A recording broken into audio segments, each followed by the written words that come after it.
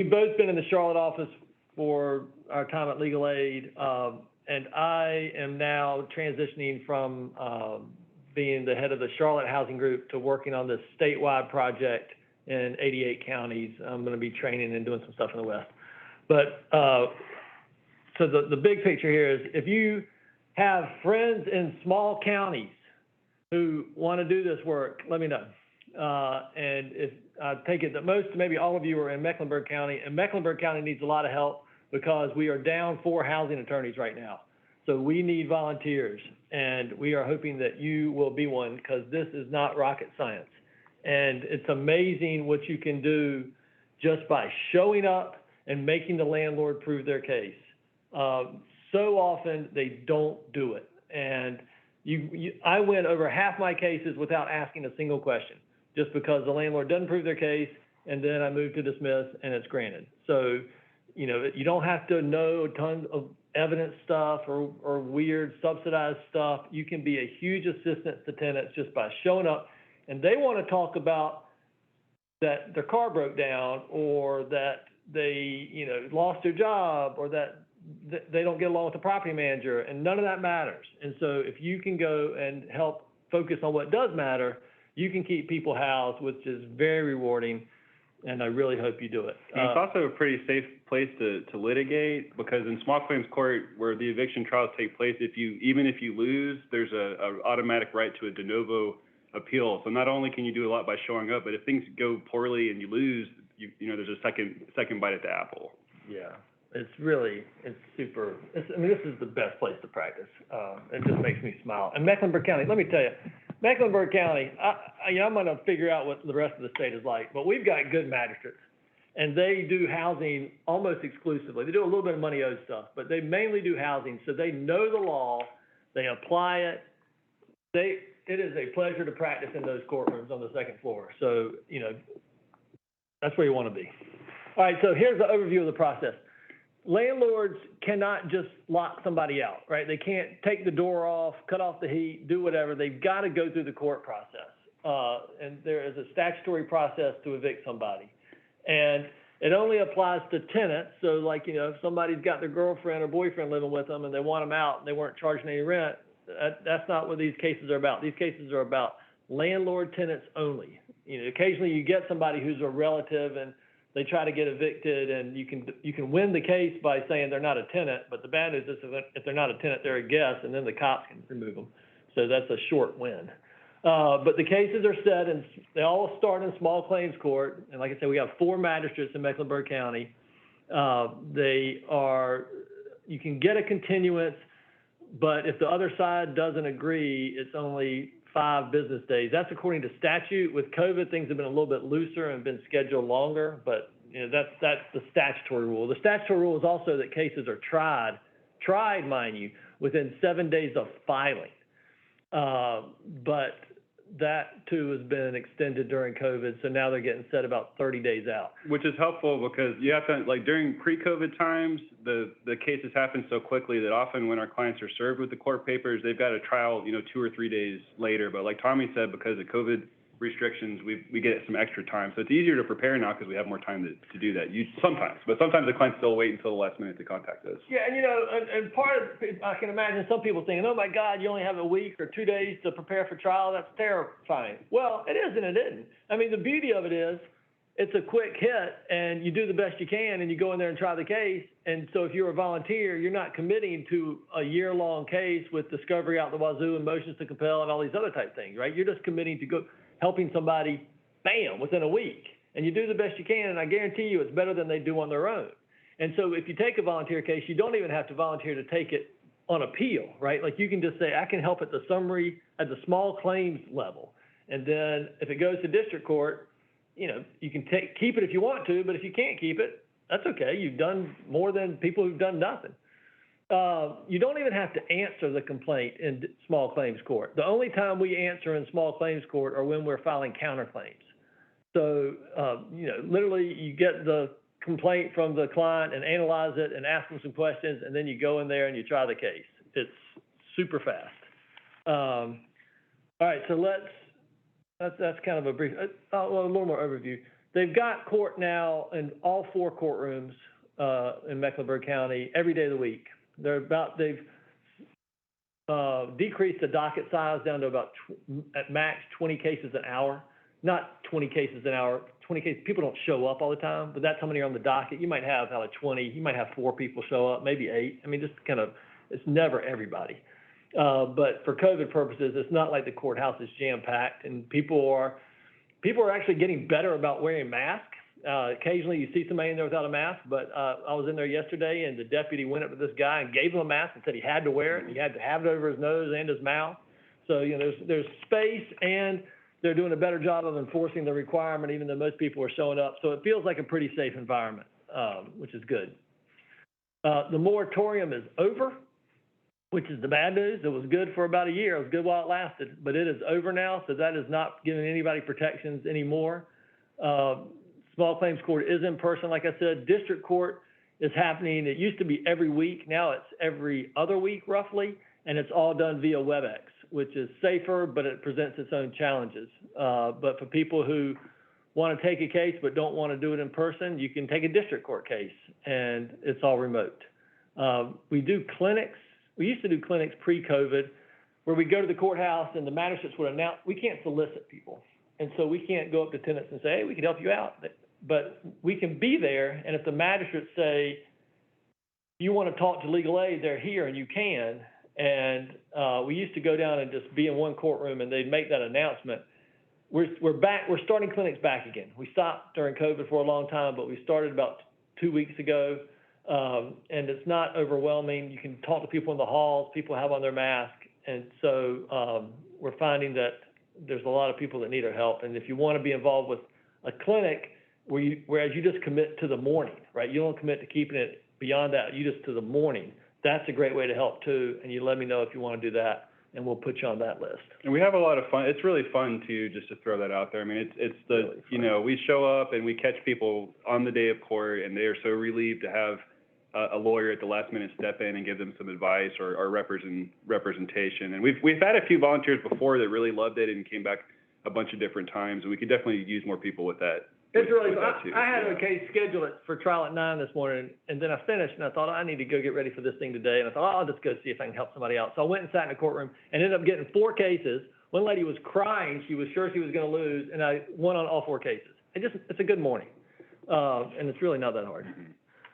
Okay, notices to vacate. Let's start there. You lead them through this.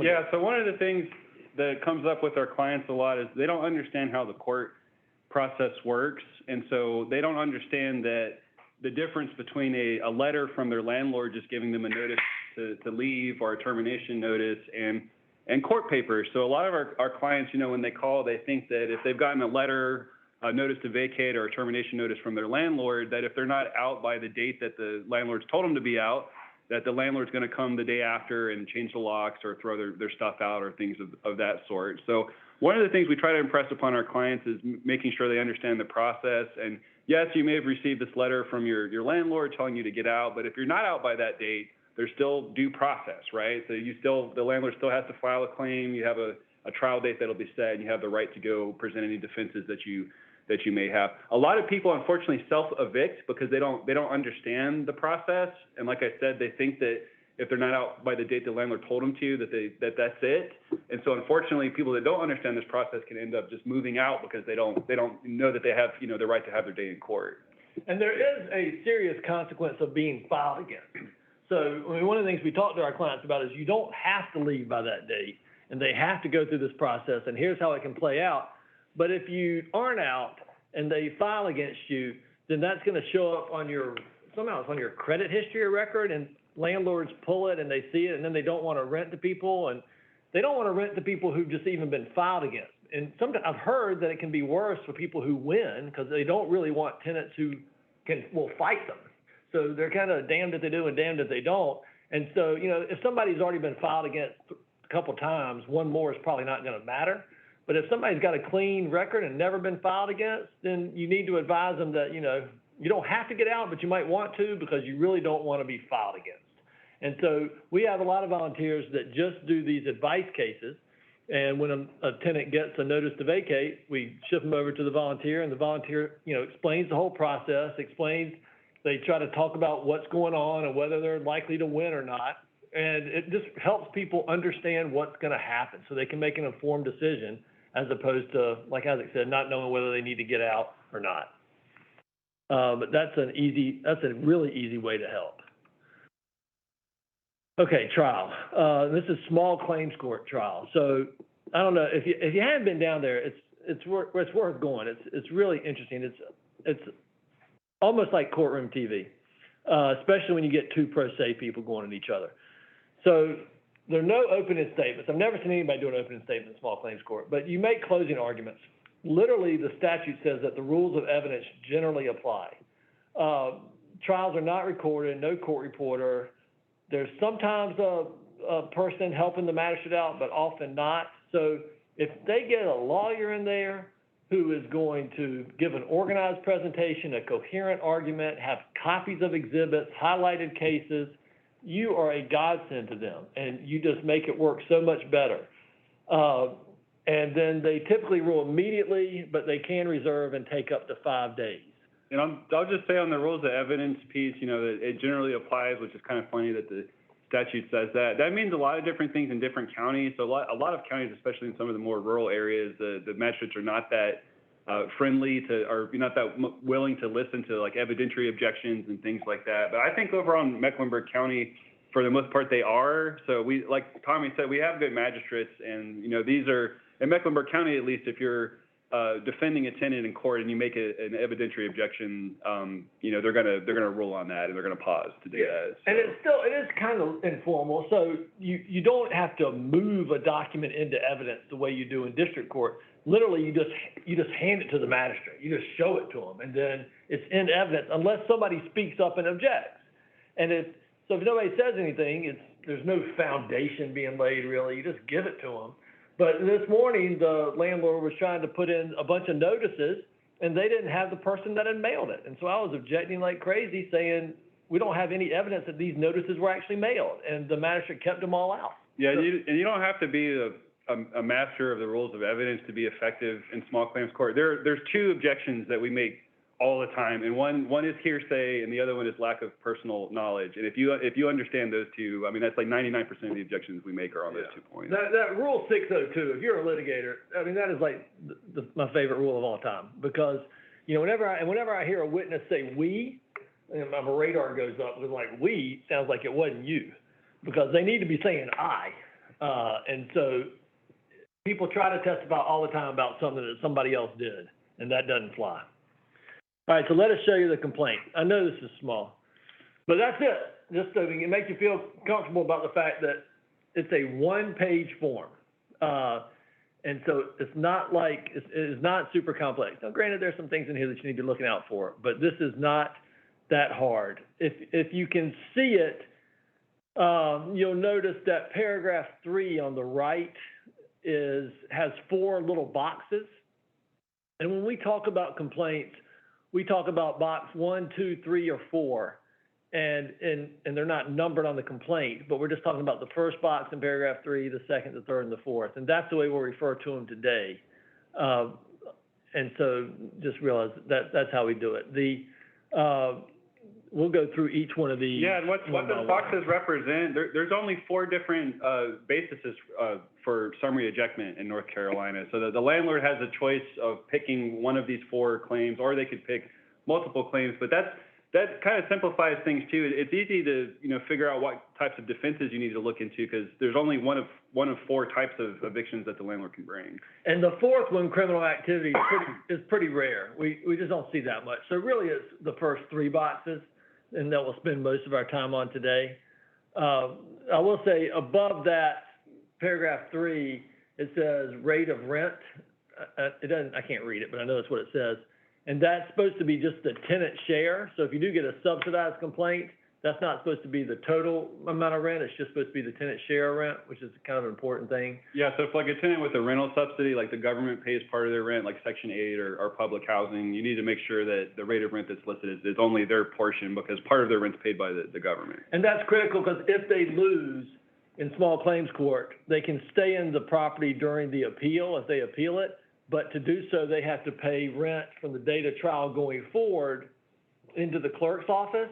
And so you want to make sure that the rate of rent they're paying is what they're supposed to be paying, right? If somebody's subsidized and they're paying $100 a month and that form says $800, that's what the clerk will require. And of course, they probably can't pay $800 a month. So you always need to check that rate of rent to make sure it's what they're actually paying. And if it's not, they need to talk about that with the magistrate so that the magistrate puts the right rate of rent in there.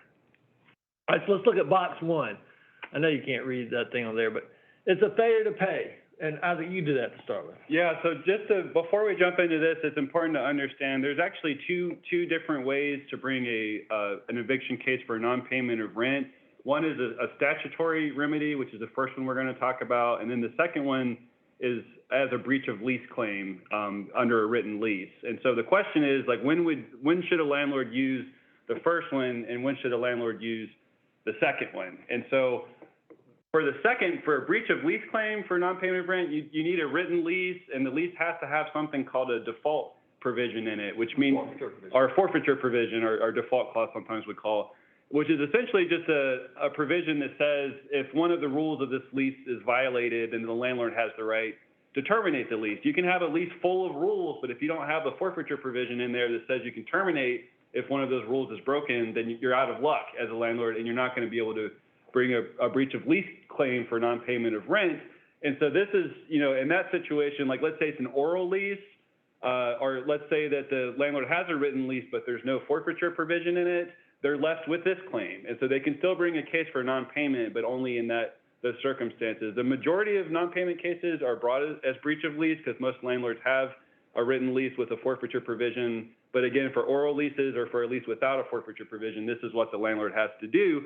And there's some additional obligations for the landlords if they bring a claim under this, and there's also some additional protections that the tenant has. And so one of the big things is if a landlord brings a non-payment claim under the statutory provision because they have an oral lease, let's say, before they file the complaint, they have to make a clear, unequivocal demand for the rent. So they have to demand the rent that's past due from the tenant, and then they have to wait 10 days before filing the complaint. And if the landlord fails to do that under one of these claims, that's grounds for the tenant winning the case. So if a landlord either does not make the demand, or if they make the demand but don't wait 10 days before filing, then that's a quick and easy way to get the case thrown out. So that's the additional obligation the landlord has for those cases. For the tenant, they have something called the right to cure, or we call it, tendering the rent. So if a landlord brings a claim under this statute, if the tenant is able to get together all the rent that's past due and the court costs, which are $126, if they can pay that at any point before a final judgment occurs, then the statute reads that the proceedings immediately cease at that point, which we argue, take to mean that the complaint should be dismissed or the judgment should be entered in favor of the tenant. And Tommy and I both have had some fun experiences using that right to cure, and we'd like to actually do it during the court proceeding if we can. I know you want to tell them a story about one of those? Yeah, so it's great if it hadn't happened recently, but if the tenant shows up with money orders and they can pay it, then before the trial even starts, you say, Judge, we've got the money right here. We're offering it to the landlord. And my lady landlord, she did not know what to do because she didn't want to take it. She didn't want people staying, but she didn't want to not take it if her case was going to go away anyway. And I was like, I don't care if you take it or not, because it's the mere offering that makes the case end. And so she eventually took it. Yeah. But you can do that at any time until judgment. So you can do it during small claims court, and then if you appeal, the tenant can do it on appeal. And it is a right for them that the landlord can't stop it, and the case is going to be over whether they take it or not. So I've had cases before where we've offered it in court, and the landlord says, I'm not taking the money, and in the case, they don't have to take it as long as you tender it or as long as you offer it. That's all the statute requires. But it is good to do it in court, because otherwise you're getting to a dispute of did they really do it and how much did they offer and was it enough? So it's better if you can do it right in court. But to be clear what this is, you can imagine that there were a lot of tenant leases in the old days where there wasn't a forfeiture provision, and so somebody doesn't pay their rent, and that means the landlord has a cause of action for money, but they couldn't get their property back. And that probably made a lot of landlords mad, and so the legislature enacted 42.3 to give landlords a way to get people out even when they didn't have a forfeiture provision. And so that's what box 1 is about, a way to get people out who don't have a forfeiture provision. Now, this Charlotte office tower case says, well, you can only use this provision if you don't have a forfeiture provision, which is not exactly what the statute says, but I'm glad they read it that way. So if you've got a lease with a forfeiture provision, you can't give this 10-day notice and file a box 1 claim. You have to file a box 3 claim. And so occasionally we'll see complaints that have box 1 and 3 checked. And if you see that, you know the landlord doesn't know what they're doing, because it can't be both. It's got to be one or the other. And so that's always a good sign. Now, it's a bad sign because they're going to probably be able to proceed under one of them if they can meet the requirements, but it's a good sign they don't know what they're doing. And maybe, you know, if it's box 1, they haven't made their demand for payment and waited. And if it's box 3, maybe they haven't made their demand for possession, because there are different requirements for different boxes. I just like seeing it because it makes me know they don't know what they're doing. Yeah, and we do see a lot of times where landlords will file this claim when they should have filed a breach of lease claim. But there's some clear case law on that says that this statute should only be applied in cases where there's not a lease with a forfeiture provision. Excuse me. So sometimes that's our argument too. If they file a box 1 claim when they should have filed a breach of lease claim, they pick the wrong claim and they can't proceed under that. And then sometimes they'll try to amend, and you can argue you don't want to let them amend on the fly, and they've got to refile. And the magistrates here will make them refile, make them amend, and come back later, which buys your client more time. On the 10-day demand for rent, they've got to demand the rent past due. So some landlords screw it up by saying you owe me $3,000, which includes rent and late fees and something else. And if they ask for more than just the rent, then they haven't complied with the statute. Now, I haven't had a case where they say you owe me $2,500 for rent, $500 for late fees, and whatever. Would that be good enough? I don't know. I'd still argue it's not, because they're asking for more than the statute contemplates, but I hadn't had a case on that. And we really dig in there and, get really, language is important and precision of language is important. And another thing that works oftentimes is maybe the landlord they'll put the tenant on notice that they owe money, but they won't actually demand it from them. They have to make a clear and unequivocal demand for the rent under the statute. So sometimes we'll see something like a notice from a landlord that says, dear tenant, you're behind on your rent by $3,000. Please leave by the end of the month. And so, it's a notice that they owe money, but where's the demand at, right? So if the landlord actually didn't make a clear demand for the rent, then we'll argue that, that it's not good enough. And so, as lawyers, you all know this, language, it really is precision of language. And so as we're talking today, keep in mind that there's two phrases you'll hear frequently: demand for payment and demand for possession, right? And a lot of times you see a demand for possession in terms of being a notice to vacate, right? That if somebody gives you a notice to get out, that's a demand for possession. Whereas a demand for payment is saying, give me my money. And box 1 doesn't have a requirement that there be a demand for possession, but it does have a requirement that there be a demand for payment. And you just need to keep those concepts in mind, because depending on the box, depends on the requirement, and then you got to look at the notice to see, did they really ask for what they were supposed to ask for? And people push those two together all the time. Sometimes there'll be a notice to vacate or pay, right, which is really kind of both of them. But anyway, that's where they're separate concepts. Though. Separate concepts. Right, so that's box 1. Box 2 is holdover. Right, you start with holdover. Yeah, so holdover just means essentially that the period of the lease the term of the lease has ended, and that the tenant has held over or stayed on the property past the end of the term of the lease. So the general rule for a lease that has a set period of time, or I think in law school we call it a term of years, just meaning that there's a definite start date and a definite end date to the lease. The general rule is that no notice is required from the landlord, because both parties have known all along what the term of the lease was. But sometimes you end up with a periodic tenancy, like maybe it starts out as a month-to-month or a week-to-week, or what's even more common is we'll see a lease that starts for a set period of time, like a year, but then there's a provision where it'll automatically change or convert to a month-to-month lease after that first year. So once you go into the periodic tenancy realm, where you're not on a set term, but you're month-to-month or week-to-week or even year-to-year, there is a specific type of notice that has to be given to end one of those periodic tenancies. The general rule is in a periodic tenancy that either side can end it, with or without cause, just by giving the required notice to the other party. And so as a general rule, if the lease says how much notice is required to end the month-to-month or the week-to-week or whatever, you go with what the lease says. If the lease is silent on it, then there is a minimum amount of notice that has to be given, and that's under 42-14 up there. It's not a lot of time. The minimum under that statute for a month-to-month, it's 7 days. For a week-to-week, it's 2 days.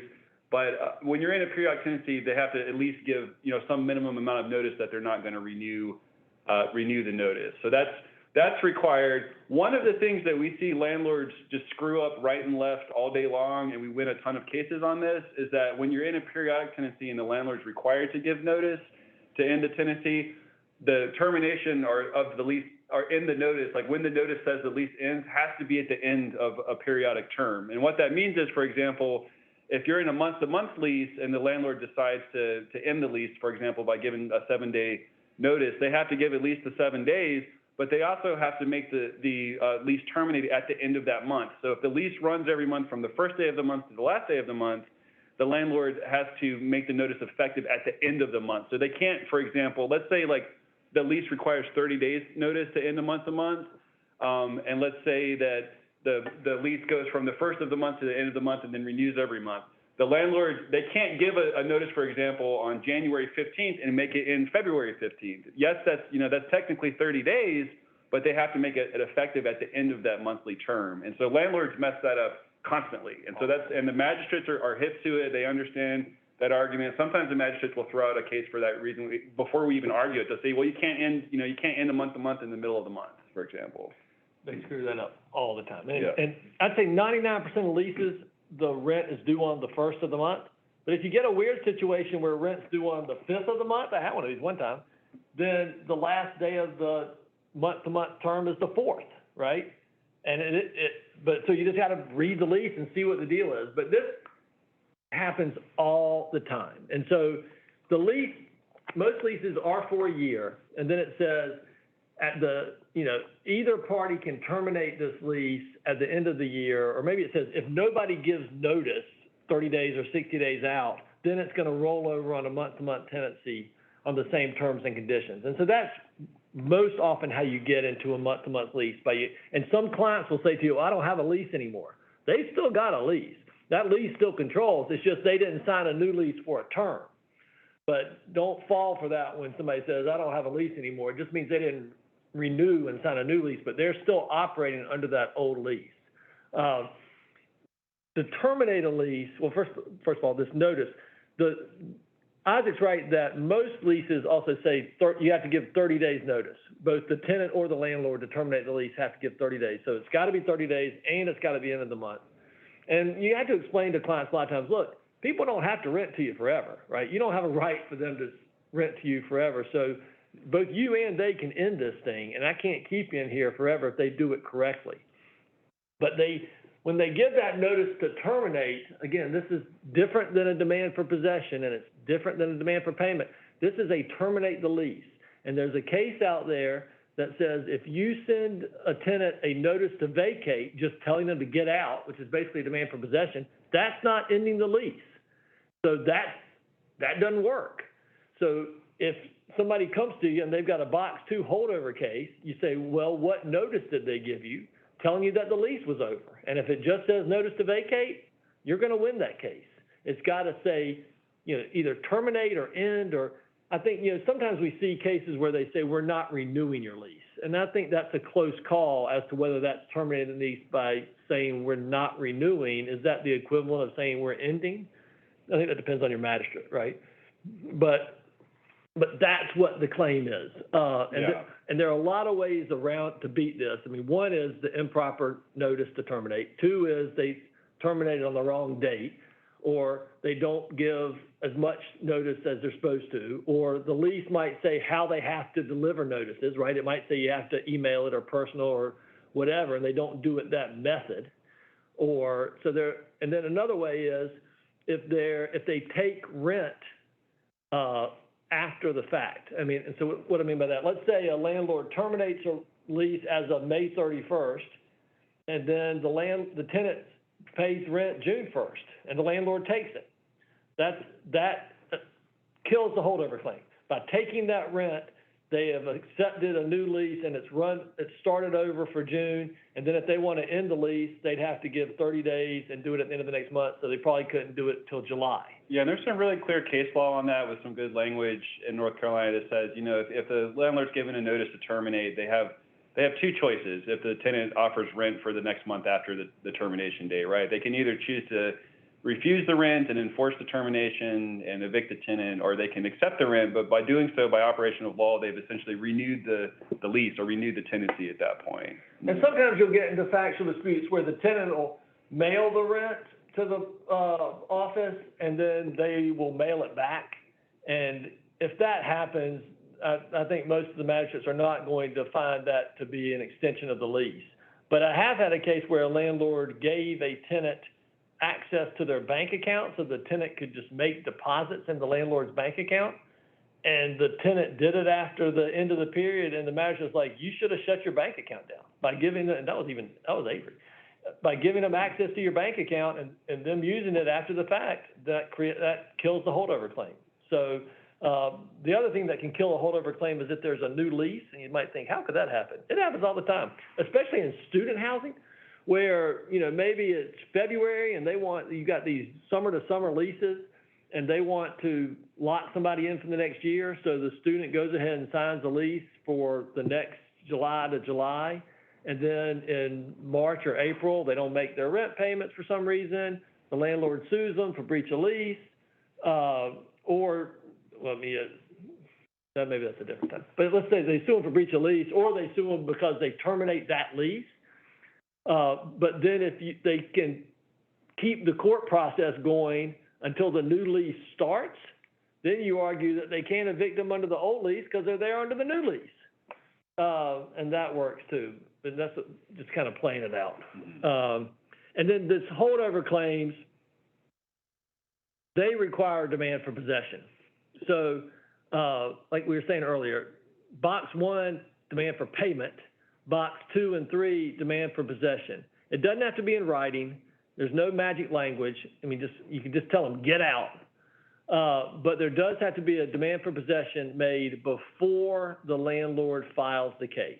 And I just wanted, so in this requirement, the demand for possession, just to give a little bit of background, a lot of landlords miss that too. The reason why is that nobody was enforcing that requirement for years. And it was actually kind of funny. It was a landlord's attorney that does a lot of commercial law that was talking with one of our staff and was looking back at the statute 42-26 and pointed out, he was worried, like, I don't know if my client made a demand for possession. We're like, what are you talking about? And then we look closer at the statute and we're like, yes, that is a requirement for the holdover and for the breach of lease before they file the complaint.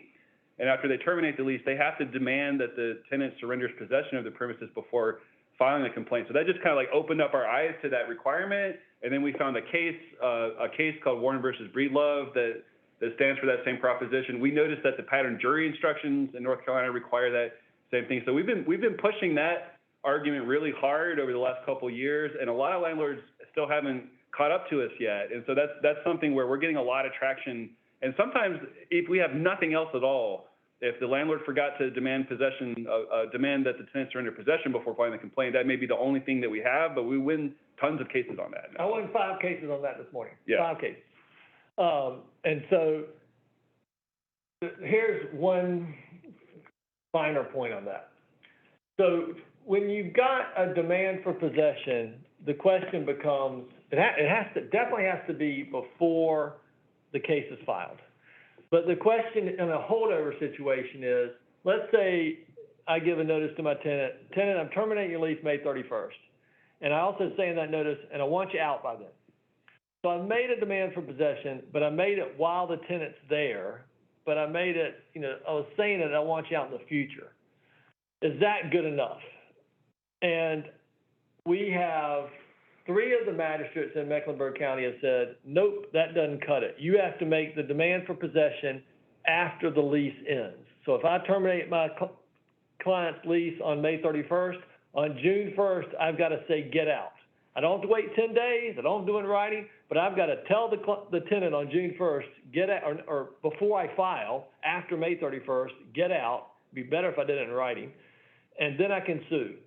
And one district court judge here has agreed with that and said, yeah, it's got to be once they're a holdover. It can't make it before then. But I know some landlords have argued, no, as long as we make a demand for possession anytime before filing, that's good enough. So, like I said, we've got some authority, but we don't have anything from the Court of Appeals or the Supreme Court on that. Yeah, we do have one case that says demand for possession is required, but we don't have any case that talks about does the demand have to be made after the lease terminates or not. So maybe we will one day. Yeah, and the statute doesn't say, isn't clear. You know, it'd be nice if it was, but, you know, our argument is, well, you're not entitled to the property yet, so the demand shouldn't matter. It shouldn't count. But they say, well, it doesn't say time, so it's good enough. That's to be litigated. All right, box 3, breach of lease. This is the one we see 70, 80% of the time. And this can be anything, right? This can be you've got a dog that you're not supposed to have, you've got an unauthorized occupant, you've got a grill on the porch. Any violation of the lease can give rise to a breach of lease claim. Vast majority of them are non-payment. And if you get a case that's, and most leases say if you don't pay, then it's an automatic default and we can sue you right away. For non-financial breaches, like the dog or the unauthorized occupant, a lot of leases will say, if you don't fix the problem within 5 days after our telling you about it, then we can sue you. So you need to read the lease, the default provision, to see whether there is a cure period. And if there is, did landlord give the tenant notice of the breach and let them have the cure, and did the tenant cure? But like I say, the vast majority, you don't get a chance. Yeah, and the reason why most non-payment cases are brought as a breach of lease claim as opposed to the first one that we talked about is because it doesn't have the same requirements, right? So with the statutory claim for non-payment, you have to make the demand and wait demand for rent and then wait 10 days before filing, and the tenant has a right to cure by paying what's due before the final judgment. So those 2 requirements don't exist for a breach of lease claim, but if the lease requires notice, they have to give the notice required by the lease, the notice of termination. And even if they don't have to give a notice of termination under a breach of lease claim, they still have to make that demand for surrender of possession of the property. And so even if a termination notice isn't required, and even if a demand for payment is not required on a breach of lease claim, they still have to make that demand for possession. And so we catch a lot of cases that way. And and so occasionally it will say if you're in default, landlord can terminate your lease. And there's been some confusion recently where people think, so does that mean I terminate the lease and then I sue them as a holdover?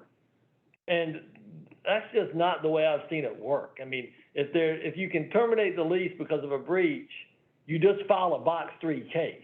It's not that, I guess you could terminate it and then sue as a holdover, but I've never really seen anybody do that successfully. Have you? No, and I don't think it's proper. I think holdover really speaks to not a rule of the lease being broken. It's just dealing with like the term of the lease being over, and they've either, they've given appropriate notice where they've had to, but the term of the lease is over. But you don't have to have cause for a holdover eviction. You don't have to give a reason why you're ending the lease. But so I don't think that it would be appropriate to use a holdover case when a rule, like a term of the lease has been broken, like a rule of the lease. I think that's what the breach of lease claim is for, and that's the way that the judges and the magistrates view it too. Yeah, it's just weird because you'll see that language in there about how if you default, we can terminate your lease and terminate your right of possession. Mm-hmm. And so that terminate your lease makes it look like, well, maybe it's a box 2 claim, but it's really not.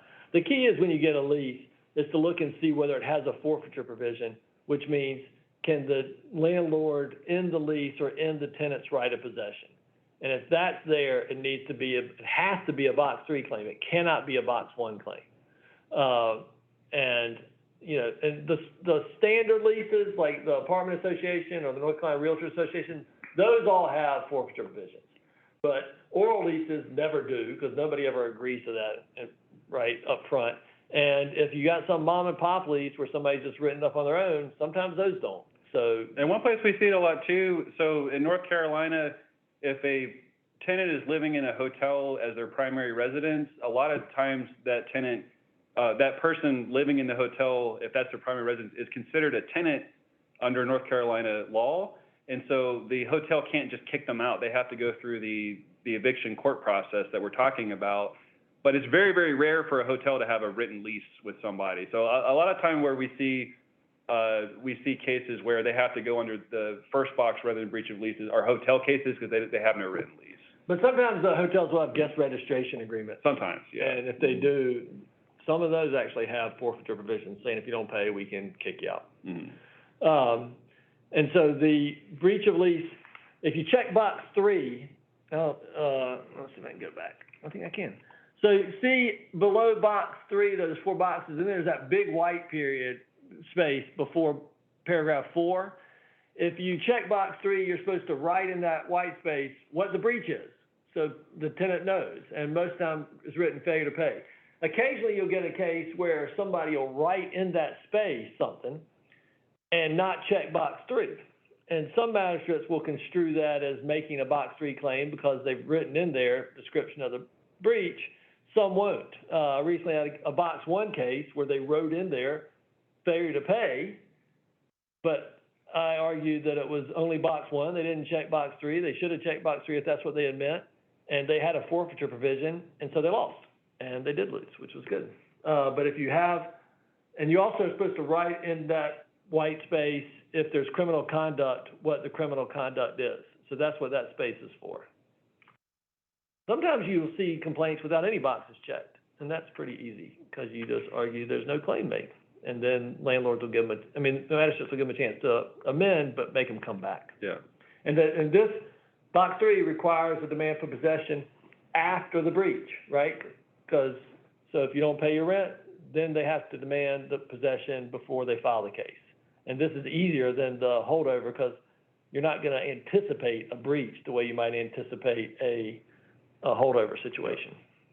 And I will say, as we get further and further into the weeds with this stuff too, there are different defenses and different requirements based on the different claims that the landlord could bring. But there's only 4 of them, and we have some really good materials for our volunteers as well. Like we have like checklists and things like that a lot of our volunteers will take to court with them, and then that way if they see a complaint, they can, okay, this is a box 1, they can look on the list and see a refresher, like kind of like a cheat sheet of what defenses are available and everything. So I think that's helpful. Yeah, and actually, and part of this expansion of these counties, I've come up with a 2-page complaint assessment sheet, which kind of asks you the relevant questions for each box. And we'll start providing that to our volunteers with the cases they take, and that'll help people feel more comfortable, and then they can turn that. We're always available to talk to you about your case prior to you going into court. And so, Isaac's available, I'm available, Shauna Hunter, who's the new head of the housing unit in Charlotte, she's available. And so we are here to support you, and we want you to succeed. So if you have questions, we are a phone call away, or we're often in the courthouse. Somebody's this morning there were 5 of us in the courthouse. All right, criminal activity. Yeah. This one's rare. Go ahead. Yeah, we don't want to spend too much time on this one because it's just super rare, and there are a lot of nuances to it and things that are special about these claims, but they maybe end up being 1% of the cases that we do each year. So just briefly, this is a statutory claim. It doesn't matter what the lease says. This is a claim that a landlord can bring outside of the lease agreement. And essentially, it's a claim that allows a landlord to evict tenants for committing certain types of criminal activity, namely most drug-related crimes other than possession for their own personal use, which is not covered. So if the tenant gets busted for having drugs, but they're not selling it or manufacturing it, and they're just using it for themselves, that's actually not covered under this definition. And then also most, violent criminal activity is covered, and then also other criminal activity that, disrupts the community, essentially, the peaceful enjoyment of the community. So some other crimes that may not fit this definition are like tax fraud, for example. Like that's a crime. You may have defrauded the IRS, but it's not violent. It's not drug related. It's not bothering your neighbors. And so that's an example of something that may not be. We had one case where they were being evicted for soliciting prostitution, which I guess was arguable. So we argued that didn't meet the definition. But just realize it's only certain types of criminal activity. It's not every single crime that you can think of.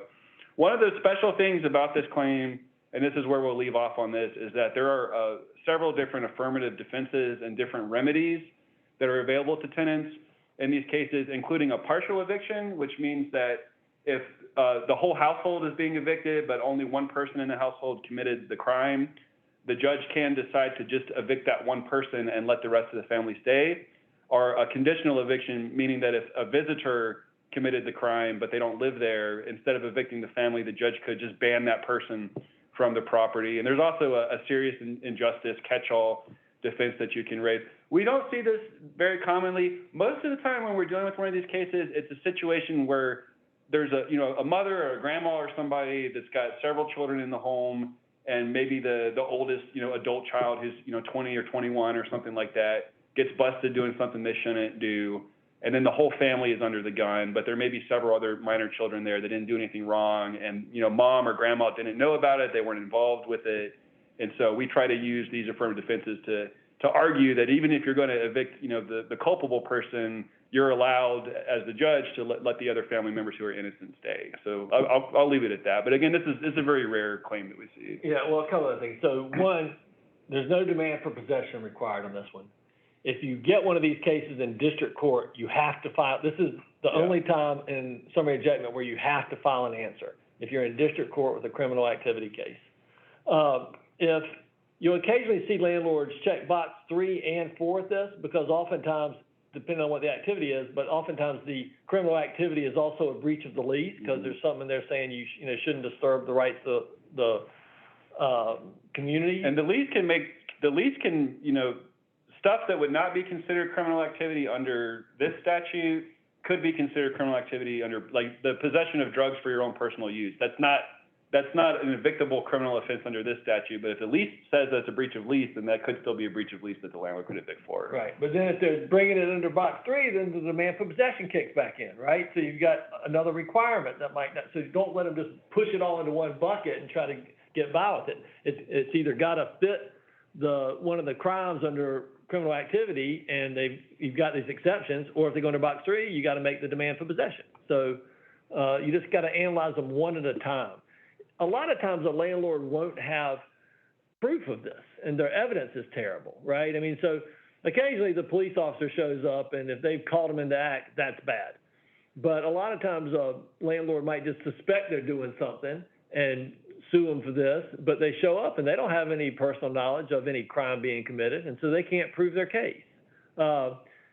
You need to, if you get one of these cases, you need to try to get the police report if there is one to see what's going on. You also got to advise your clients, if their criminal case hasn't happened yet, what they say in there could be used against them, so they need to be careful there, and maybe not testify depending on what's going on, depending on what their story is.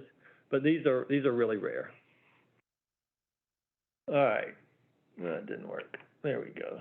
All right, so these are some defenses. We've talked about the demand for possession ad nauseum.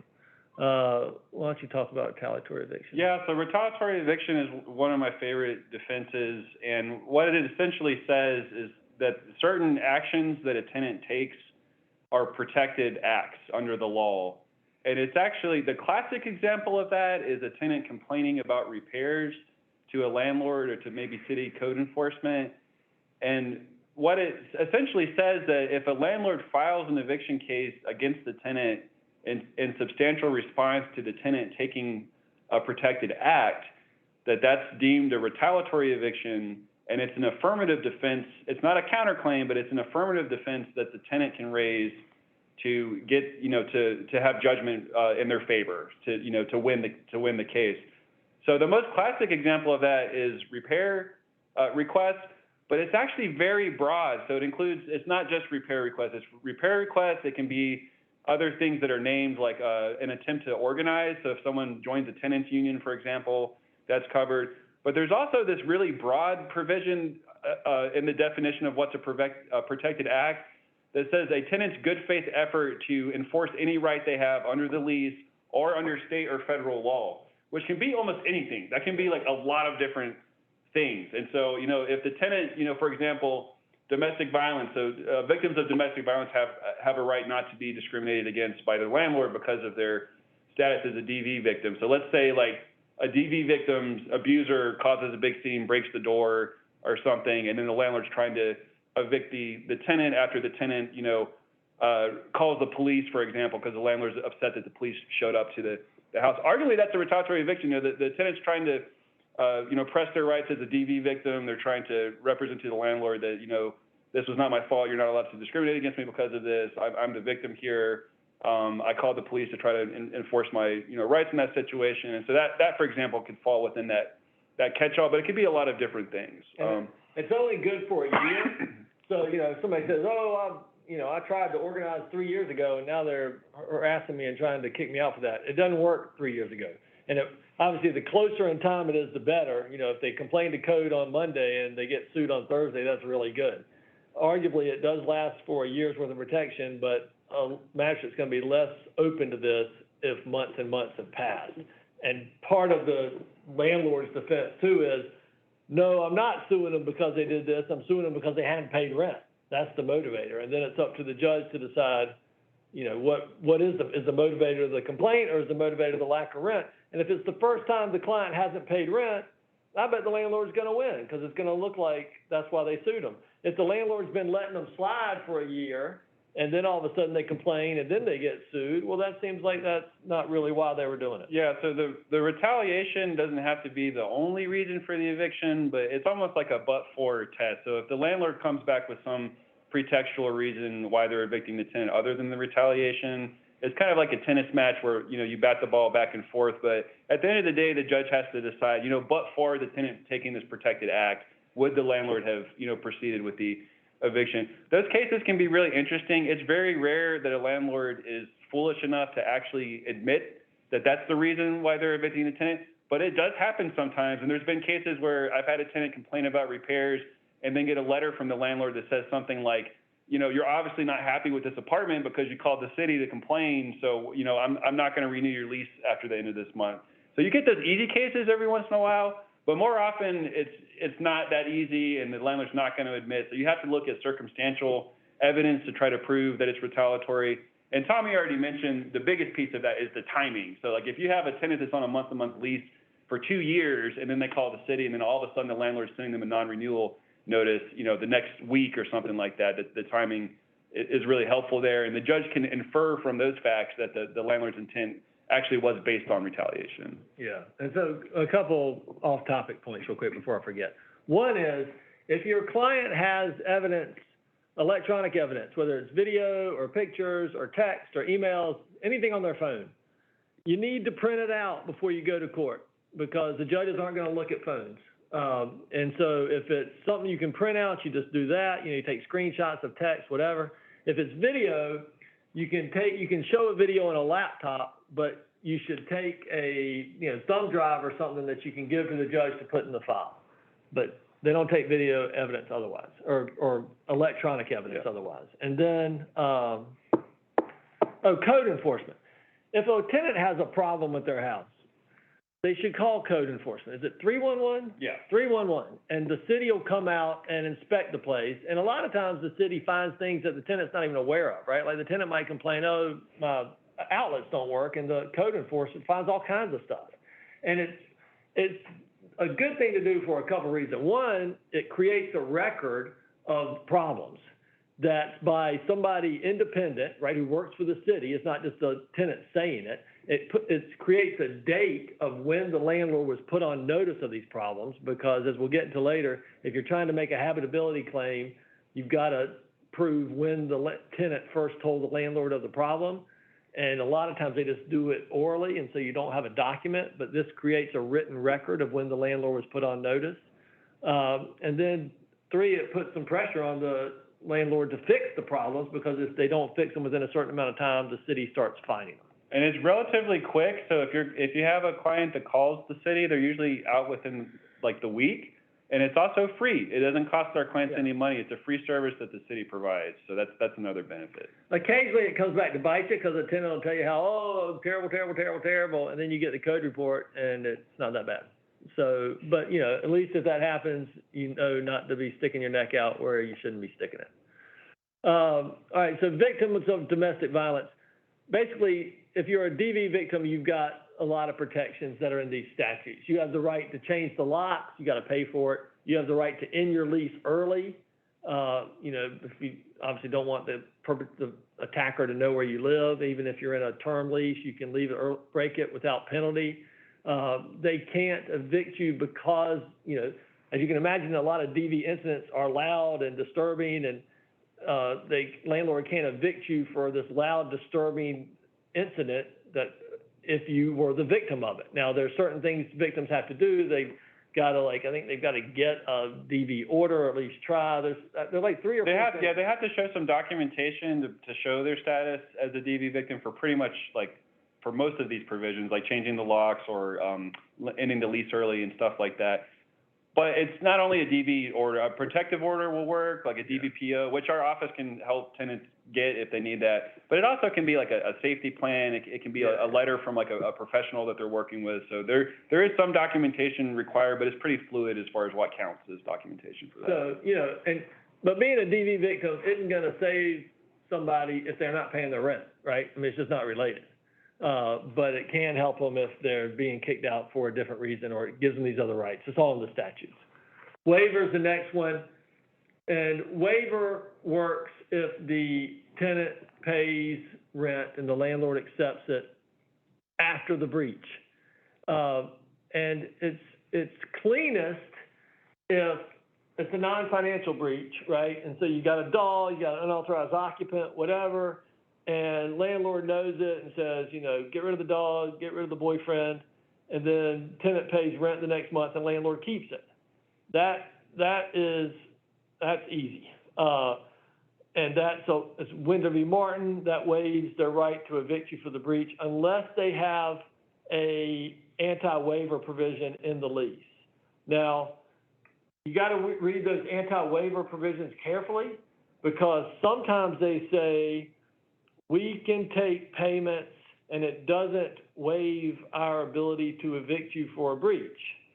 Sometimes it says our taking a payment doesn't waive our right to evict you for a similar breach in the future, right? That's a different issue. So you got to read that anti-waiver provision saying, is it really waiving does it apply to this particular case? Yeah, the waiver we're talking about, you know, that stuff is not the waiver we're talking about, which is the landlord knew about this breach that occurred, and then they accepted money from the tenant the next month with the knowledge of that breach, and so they've waived it.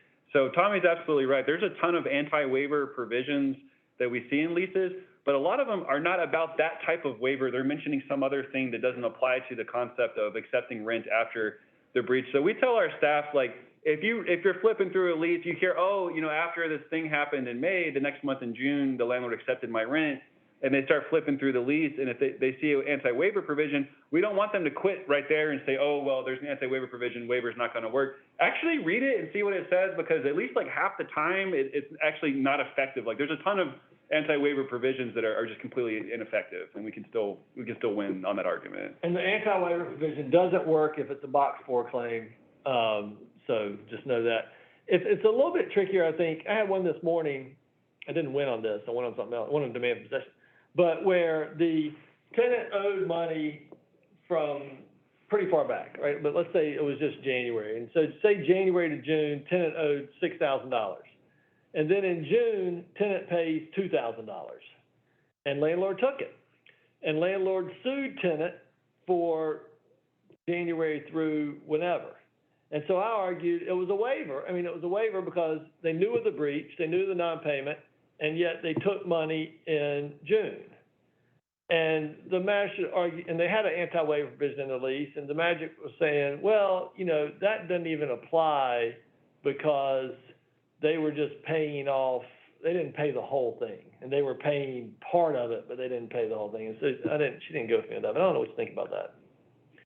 I think if a partial payment should be able to count as waiver unless the lease says otherwise. And we actually see some leases that will say acceptance of a partial payment of rent does not count as a waiver. And sometimes we'll argue if the lease says that if they accept the full amount of rent, that doesn't apply. But barring a lease provision like that, I think that a partial payment should still work. Close. And this goes back to the holdover thing where if they take rent after the lease ends, that defeats the holdover claim.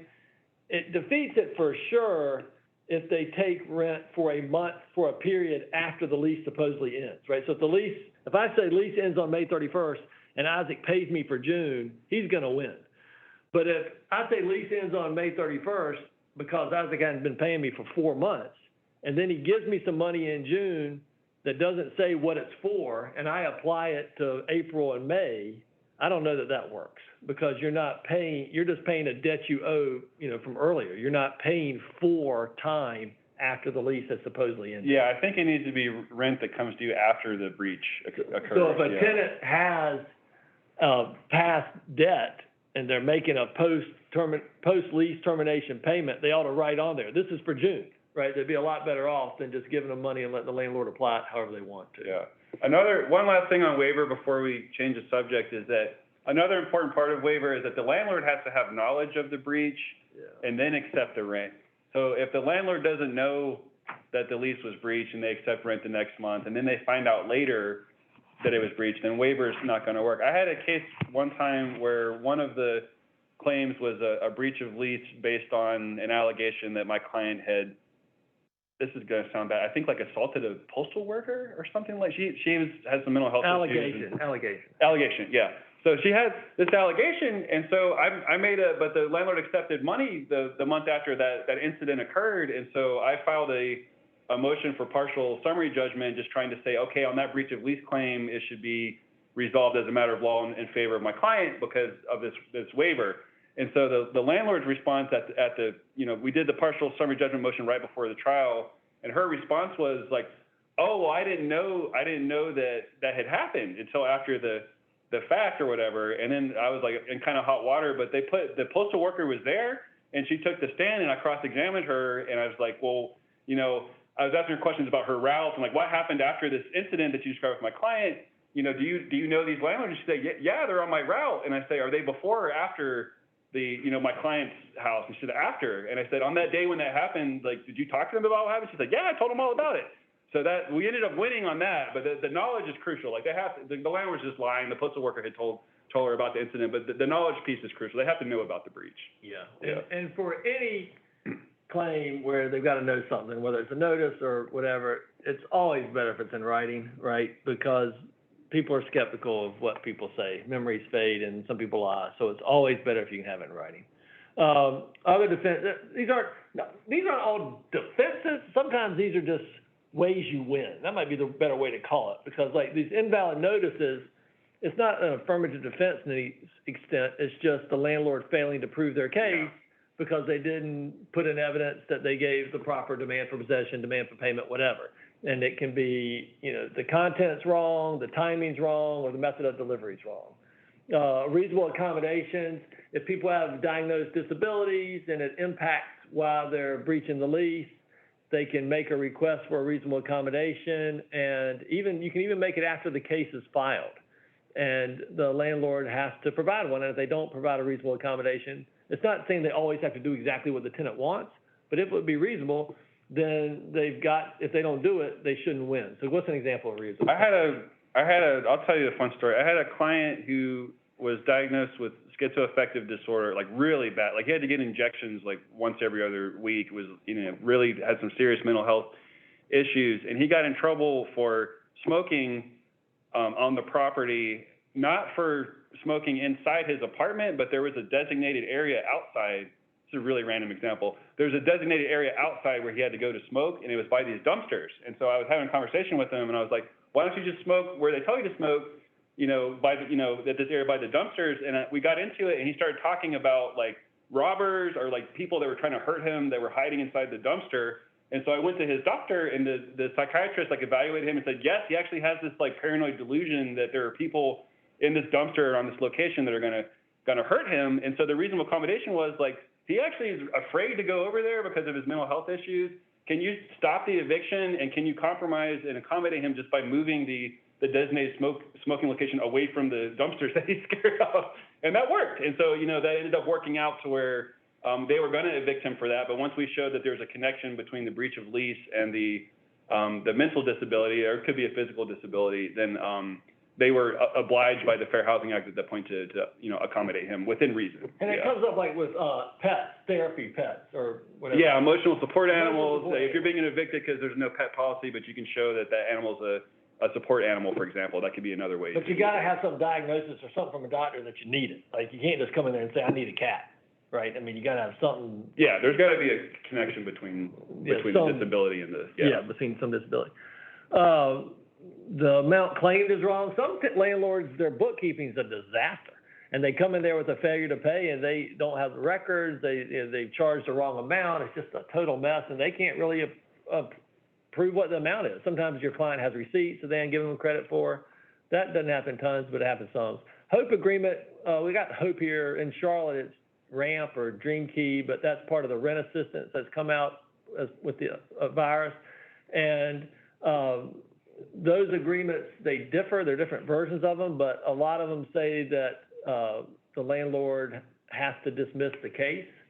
And so you got to read that carefully because there are different versions. Landlords don't have to take the money, but if they do and they sign some agreement, they have to abide by terms, and sometimes the term is that you're going to dismiss any pending case. Yeah, and we do see, unfortunately, a lot of situations where the landlords will accept the rental assistance money, but then they'll still try to proceed with the eviction anyway, for whatever reason. Like maybe it didn't get paid. They've signed the agreement, but the check didn't come as quickly as they would have liked, or they changed their mind, right? And they just want to push forward with this. So we've gotten some, traction off of those agreements and using those to win cases too. Yeah, if you have a HOPE agreement, it doesn't require the landlord get paid before they dismiss. Like if they sign the document might say you have to dismiss now, even if the money hasn't come in. So those are just worth reading very closely. And a lot of them will have provisions saying you can't sue for 90 days after the last month covered by our payments. It's just worth something. It's worth reading. And then this last one is something that we've started recently, and we've actually had some pretty good success with it.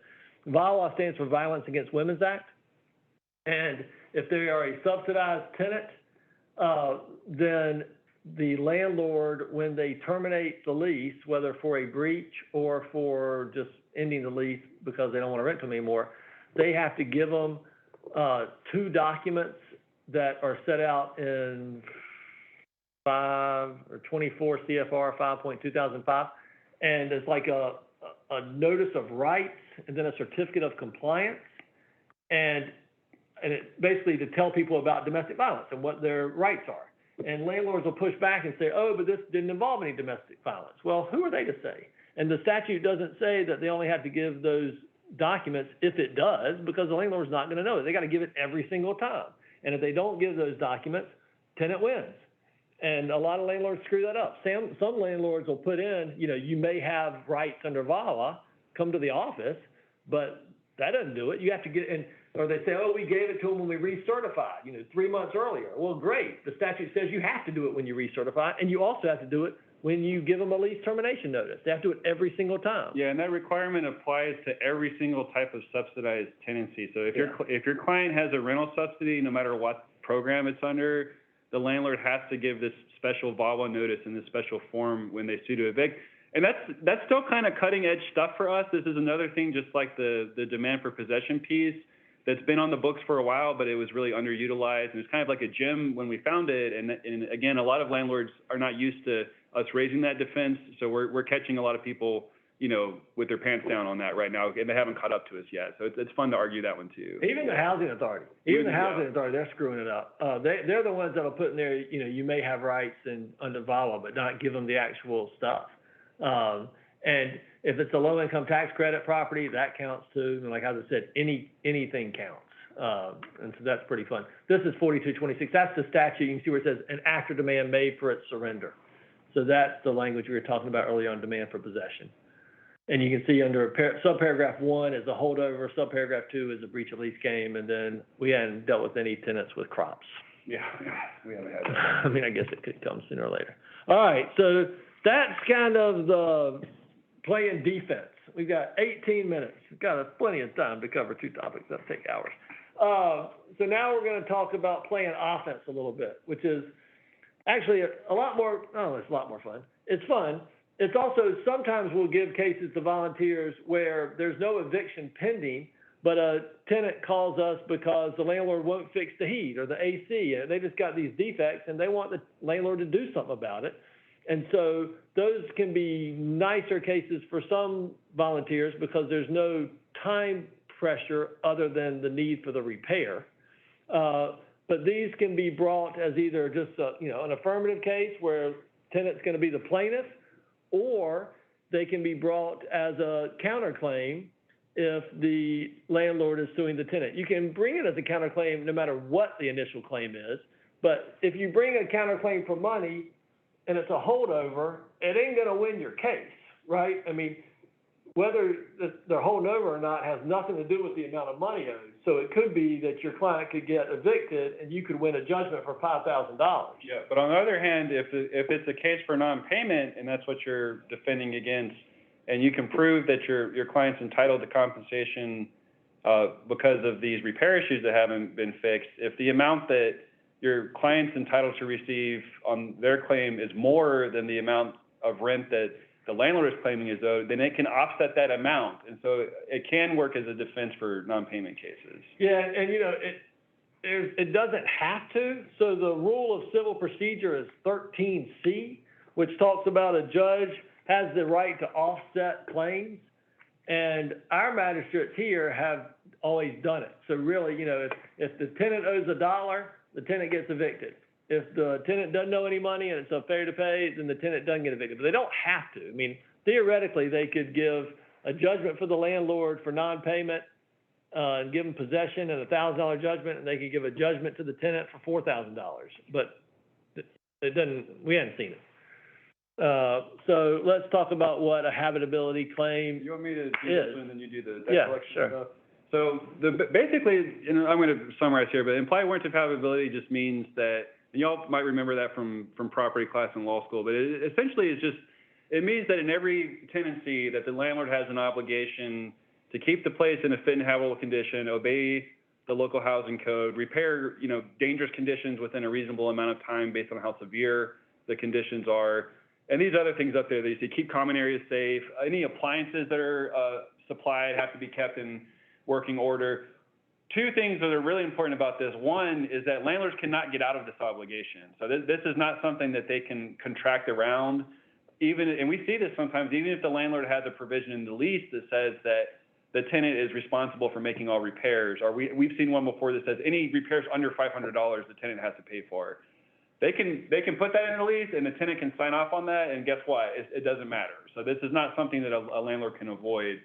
And the other thing is that the definition of who's considered a landlord under this law includes both the owner of the property and the property management company. And a lot of landlords use property management companies.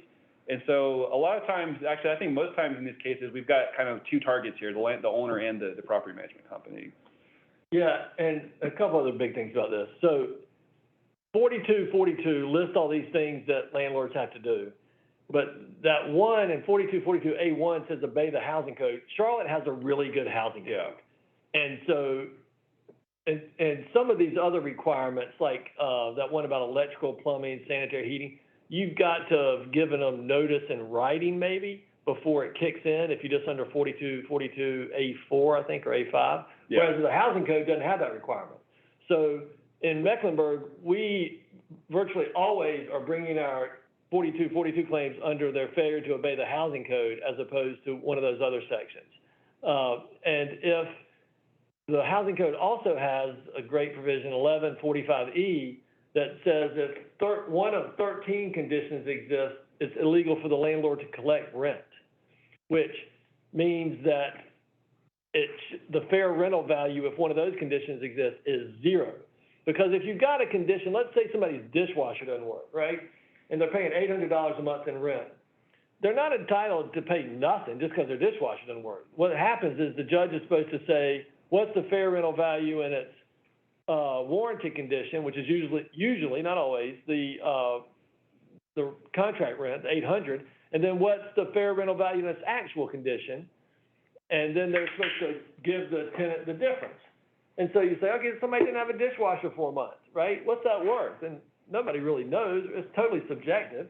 And so the tenant can testify. You don't need an expert. The tenant can testify about what they think it's worth. The landlord can testify about what they think it's worth. And it's all, but even if nobody testifies about it, it's up to the magistrate to pick a number out of the air. And so what we tell people to do is you want to talk about, the tenant wants to talk about how it impacted them, right? I mean, if you don't have a dishwasher, but you never cook, it probably didn't impact you at all. Whereas if you got 6 kids and you're cooking every night, it's a total pain.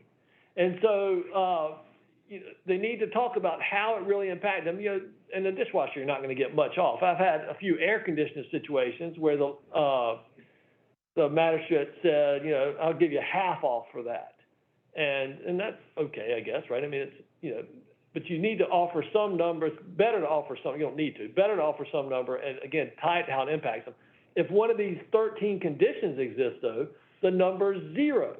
And then they get back all the money they paid. And the things like unsafe wiring, no smoke detector, no carbon dioxide detector, rats, not mice, but rats. Or squirrels, because we wondered if we could do a squirrel. Yeah, squirrels don't work. Doors that don't lock, or windows that don't lock. There's a bunch of them in there. Now, smoke detectors and carbon dioxide detectors, those are just a hot topic because you have some landlords claiming, yeah, they were there and that the tenants took it down.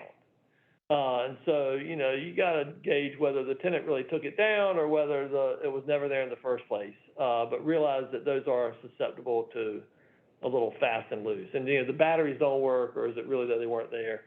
What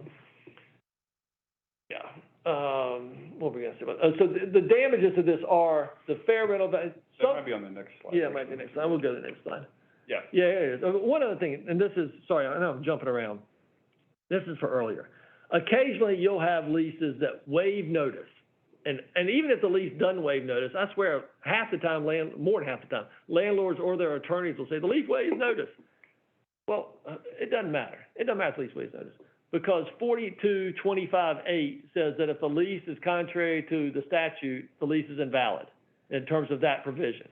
So as far as demand for payment, demand for possession, I don't care what the lease waives. It doesn't make any difference, but you need to point that out sometime to the judges. All right, so back to this. Sorry, that was a tangent. Yeah, we touched on this already a little bit, but just, you know, again, just as a refresher real quick, the damages for one of these claims, whether you're using it as a counterclaim or just as a defense against a non-payment case, is the difference between the fair market rental value as warranted, meaning free of the housing code violations or the defects, and the market value in its actual defective condition.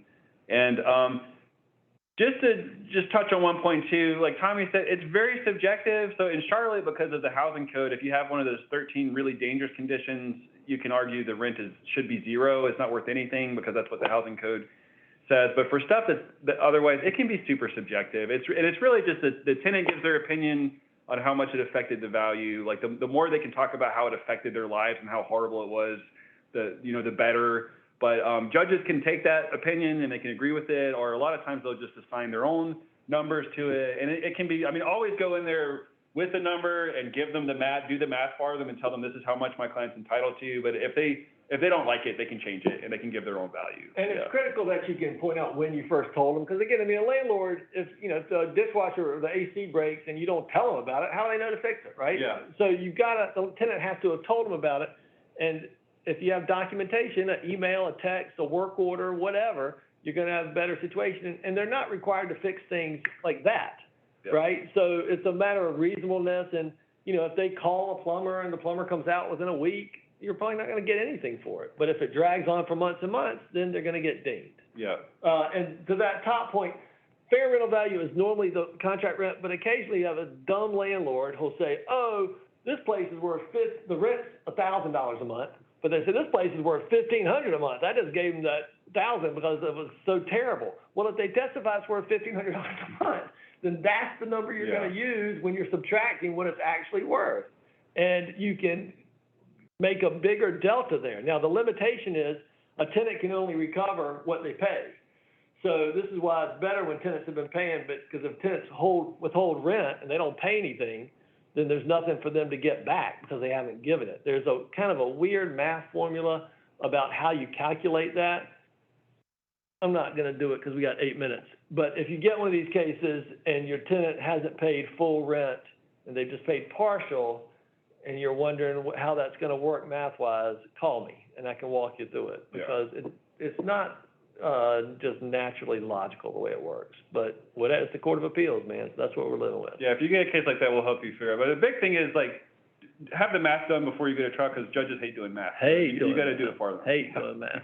And then, if it's one of these things where the dishwasher was out 1 month and the heat went out another month and this, and then you gotta calculate the damages each month. And the judges aren't gonna want you to do it per day, right? So like if you go in and say, well, the heat went out on the 22nd of this month and then this went out on the 5th and it is rough justice.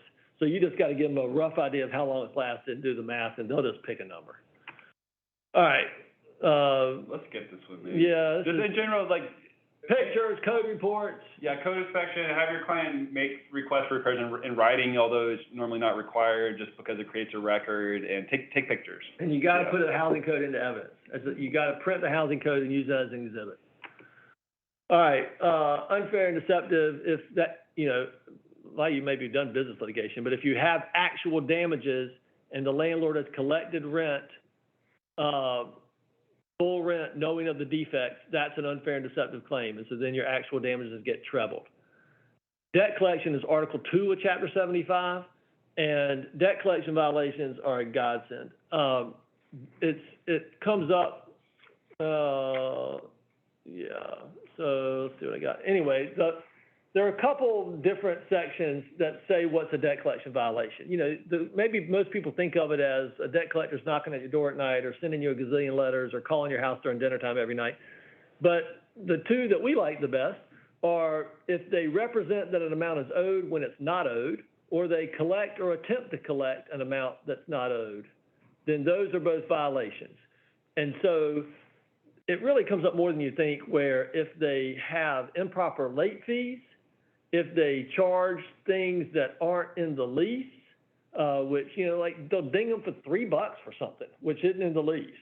They're allowed to charge a $3.75 admin fee when they're sub-metering water, if they charge more than that without getting authorization. If they start charging a month-to-month fee and it's not provided for in the lease, but the landlord's just like, well, if you didn't sign a new lease, I'm gonna start charging you a month-to-month fee of $50. If it's in the lease, more power to them. 9 out of 10 times it's not, and so they can't do that. Yeah. Or if they start just increase the rent unilaterally, they can't do that either. Now, the beauty of all these things is every time you get a debt collection violation, if the tenant has paid it, then they get to recover what they paid, and it's also a Article 1 claim, unfair and deceptive, and so it's trebled. But even if they haven't paid it, then 7556 says that the tenant gets a civil penalty of between at least $500, no more than $4,000 per violation. So you can see if you've got a tenant that's been there a while and there are a bunch of violations, this can add up pretty fast, even at a minimum thing.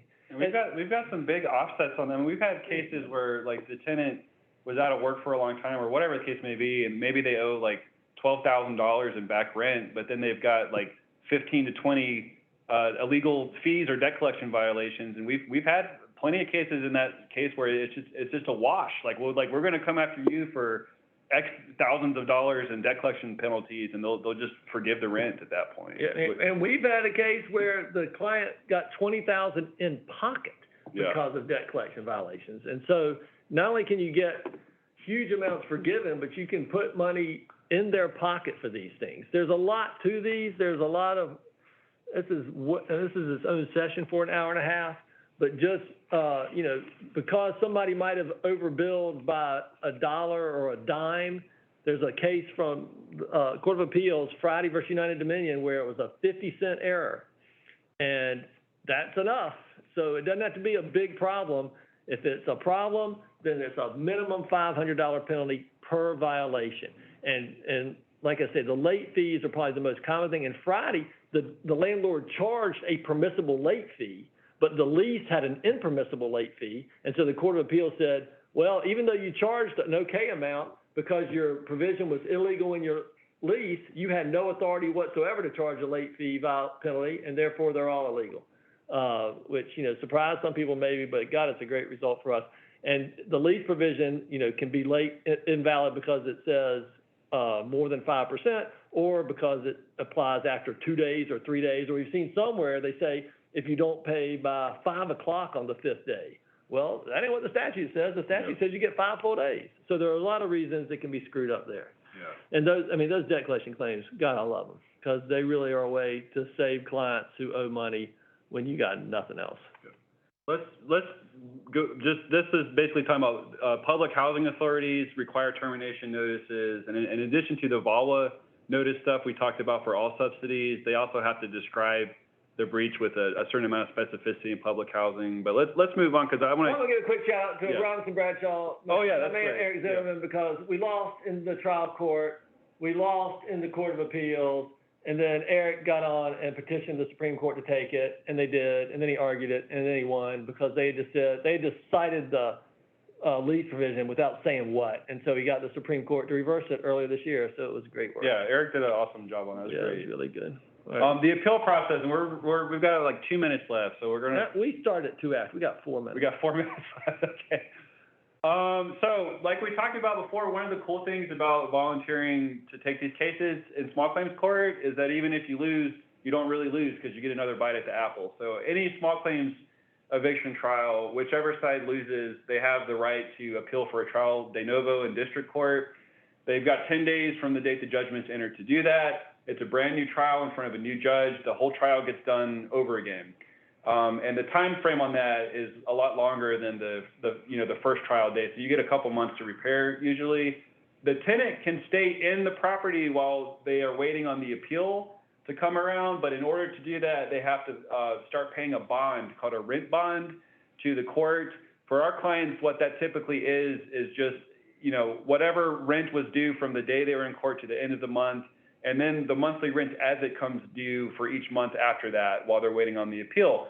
But as long as they file the appeal within the 10 days, they file the stay of execution, and they're keeping their bond payment current, the landlord cannot evict them while they're waiting on their appeal trial. And it's also free for our clients to, file an appeal as well, because although there's normally a $150 charge for that, our clients qualify as indigent, and there's a fee waiver or a indigency petition form they can fill out to get rid of that requirement. And they can appeal even if they don't pay the rent bond, but what happens is if they don't pay the rent bond, then they get locked out during the appeal. And then technically, if they win, the court can order the landlord to let them back in. Yeah. It can get a little bit dicey if the landlord's re-rented the property, because then that tenant has rights. So it's never good, but there's no hard and fast rule that you have to pay rent bond in order to appeal. Yeah, or sometimes the tenants move out and they don't even want to stay, but they also don't want the eviction judgment on their record, so they might pursue the appeal just to try to undo that part. So. Yeah, and that's in district court, and you can take discovery, and you get an extension if the discovery isn't answered by the time it comes up on the docket the first time. In Mecklenburg, it used to be the cases were scheduled in district court 6 to 8 weeks after the appeal. It's been slower with COVID, but they're still going forward. They're all remote, which has its own challenges. But that's the way it goes. Yeah. So execution, just real quick, once the judgment is final, or if the tenant doesn't keep the rent bond current, then the landlord can file for a writ of possession, which is essentially the order to the sheriff's department to go, assist, remove the tenant and assist the landlord in changing the locks. Judgment's final 10 days after small claims court if the tenant doesn't appeal. If it goes all the way to district court, then the judgment becomes final 30 days after the district court trial. Once the writ of possession is filed, it happens pretty quickly. Sheriffs are supposed to carry it out within 5 days of receiving it. And usually what will happen, the sheriff will come, give them a notice on the date they're coming back. They'll come that date, give them maybe like 5 to 10 minutes to leave. The locks will be changed, and then the tenant's possessions usually remain on the inside. And I think the next slide talks about their time to get that property out. So if a tenant is locked out through the legal process, they have 7 days after the locks are changed to get their property out. The landlord has to allow them to do that during normal business hours. The landlord can't charge them anything for that. If they don't get their property out in time, then the landlord can throw the property away after 7 days. And you occasionally get into a fight about this because the tenant will want to drag it out and do it, every day a little bit. And the landlord's like, no, I'm giving you one chance. And the statute's not really clear on how much time they get. Yeah. Hopefully if people are adults, they can work it out. I advise people when they get that notice, it's like, look, get your meds together, pack a suitcase, have your important stuff either already moved or waiting by the door. So and if you're not there, take it with you because they're really not going to give you much time. And then go back and, get the rest of the stuff when you can within a week because otherwise it is gone. And then security deposits, landlords have 30 days to deal with that and to tell them what they're doing with it and give it back. And that comes up some, not too much. But we give some of those cases to volunteers because they're usually not time sensitive. So the bottom line is we need your help. If tenants need your help, they're getting evicted right and left. But if you just show up, you can stop them. God, there's so many ways you can win. It's so much fun. They're so appreciative. I mean, this lady this morning was crying and then crying tears of agony when I first met her. And then she was crying tears of joy after we won. I mean, it's a great thing to do. And and we're really flexible. I'm going to make a pitch too. Like Tommy said, we really need help right now because we're understaffed and the eviction cases are just piling on. The moratorium against evictions is expired. We're getting hit with like 40 to 50 cases a week sometimes. So there's plenty of love to go around. We would love to, partner with you guys to see some volunteers. And you have a huge support network. It's fun to litigate these cases. It's low stakes because if you lose, you can always, file an appeal, which is helpful. And you have a huge support network. We've got sample pleadings. We've got all the documents, all the materials in a row. We're available to help mentor people or to, bounce ideas off of us. So we really hope that some of you will, pick up the charge and help us out here. We really need the help right now. All right, thanks so much. I'll turn it back to Stephanie to give you your code and to get your credit, and contact me, contact Oshana, anybody at Legal Aid, and we will get you plugged in, or Mark Kinghorn or Paula Sowski or Notter or Greg, anybody, and we can get you plugged in. Thanks so much. Thank you, Tommy. Thank you, Isaac. I'm going to give out that code. When you registered for this program, there was also an option to volunteer for this effort. If you feel like you missed that, we will send out Tommy's email address and the affirmation form after this program concludes. If you guys are around for another few minutes, maybe we can take a few questions if folks want to hang around. But that second code for your affirmation form is GHL 442. One more time, that's GHL 442. One last time, that final code is GHL 442. Completed affirmation forms can go to Jenny Hudson at mvalaw.com. Thank you everyone for attending. If you want to pitch a few questions, you can feel free to take your mic off or use the chat box, but that's it for us today. Yeah, if anybody has any questions, we'll take them, but if not, we won't. So we'll just sit here for a minute and see if anybody speaks up. That's good. Here we go. Have you ever dealt with a landlord that provides tenant with a contractor plumber number for the tenant to schedule the maintenance, but will not schedule the maintenance themselves?